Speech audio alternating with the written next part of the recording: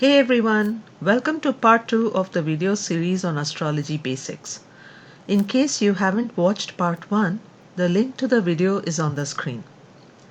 We are a small channel, just starting out on YouTube. Really appreciate your subscription to the channel and please help share with your network to help us grow. Thank you so much for your support, it means a lot to us. Alright, today we will learn about how the celestial bodies traverse the zodiac. It is important to understand these movements well in order to understand how things work in Indian astrology. The moon does a full circle of the zodiac chart in 27 days, which means to say if the moon is in position X today, it will be back in position X on the 28th day from today. This is the same as the duration the moon takes to orbit around the earth. The sun moves from one zodiac sign to another zodiac sign in about 30 days. It does a full circle of the zodiac in 1 year.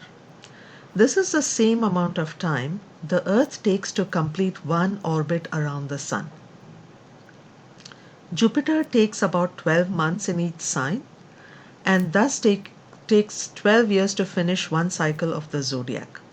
Again, this is the exact amount of time Jupiter takes to go around the sun in its orbit one time.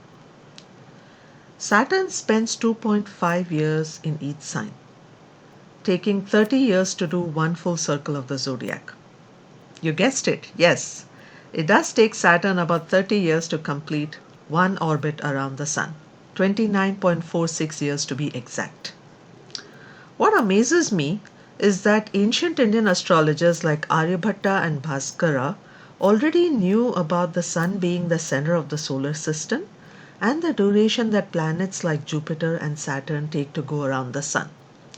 This was long before the sun was officially named the center of the solar system by Copernicus in the 16th century and the telescope was invented by Galileo in the early 17th century. Don't you wonder, how did these Indian men in ancient times know the astronomical movements to such accuracy without proper tools to read them? It's absolutely mind-blowing.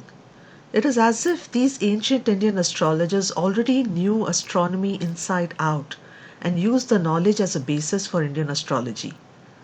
I will talk more about this fascinating connection in a later video. For now, let's get back to the time taken by other planets to traverse the zodiac.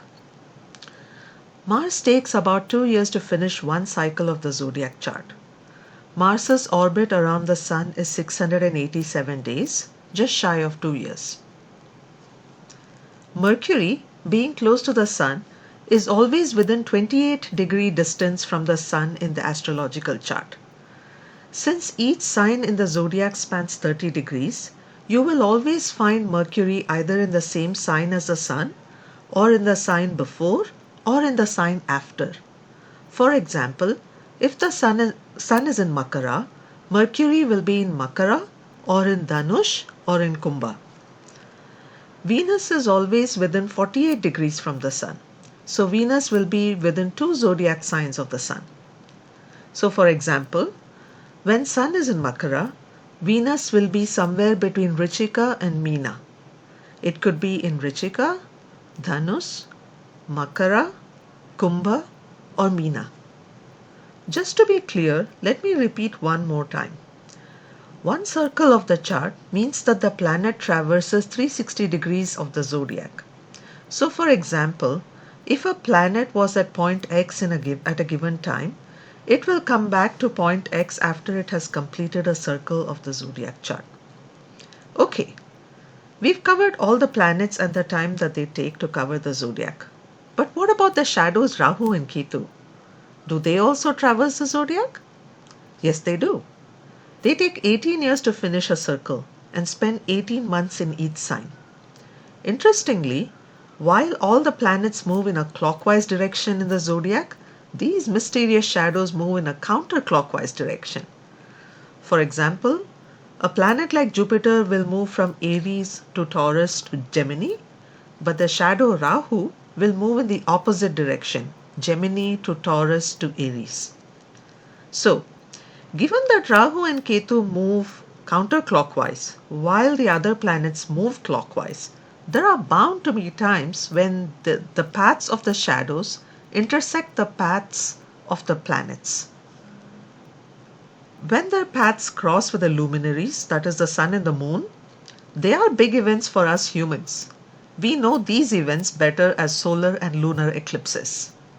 So just by looking at the planetary positions in one's birth chart, you can know if they are born during a solar or a lunar eclipse, even if they did not tell you upfront. How cool is that?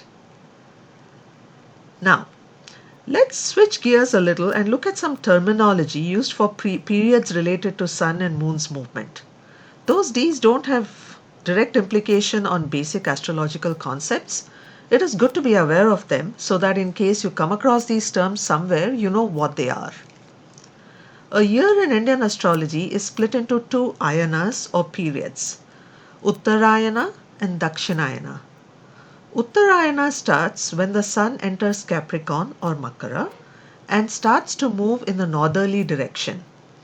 The entry of the sun into Capricorn is celebrated as Makar Sankranti in various parts of India and as Pongal in Tamil Nadu. You may ask, why does the sun moving into Uttarayana call for a celebration? It is because as the sun travels in the northerly direction, it becomes more powerful, more strong, which is good for the crops and human life in general since sun sustains life on earth. Uttarayana is literally a conjunction of two Sanskrit words, Uttara and Ayana, where Uttara means north and Ayana means period. The other period, Dakshinayana, starts when the sun enters Cancer or Kataka and moves in the southerly direction. Dakshinayana is a conjunction of two words, Dakshin and Ayana, which means south and period. The waxing period of a moon is called Shukla Paksha.